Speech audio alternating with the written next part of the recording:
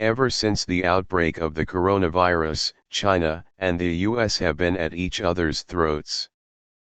While China has been taking advantage of the pandemic to forward its interests in the South China Sea, Hong Kong, and India, the US has resorted to passing anti-China bills and pushed anti-China rhetoric globally. The latest maneuver by the US is a show of force and sends a strong message to Beijing. For the first time in 3 years, 3 American aircraft carriers are patrolling the Indo-Pacific waters. The 3 warships are accompanied by Navy cruisers, destroyers, fighter jets and other aircraft, and their presence coincide as Washington increases its pressure on China for poor handling of the coronavirus outbreak, tightening its noose on democracy in Hong Kong and resorting to bullying tactics in the South China Sea. On Thursday, the strike group warships were spread out across the Indo-Pacific.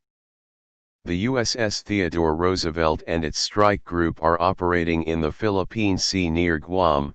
The USS Nimitz strike group is in the Pacific off the US West Coast.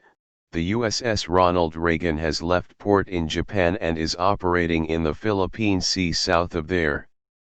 As reported earlier by Eurasian Times, Beijing has established administrative districts on the Paracel Islands and Spratly Islands, the site of overlapping ownership claims with Vietnam and the Philippines. Additionally, Beijing has also harassed Malaysian ships and sunk a Vietnamese vessel in the region. South Korea and the US have made the joint decision to deploy the THAAD system as part of a defensive action to guarantee the security of the Republic of Korea. Also, India and US have plans to circle China completely by July 2020. With India and USA having ports in Australia's Coco Island as well as in Philippines, Vietnam, and Japan. Both USA and India will be able to cut Chinese supply line during any warlike situation.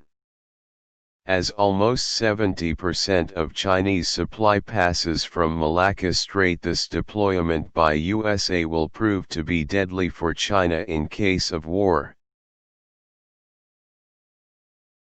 If you like our video, please like and subscribe.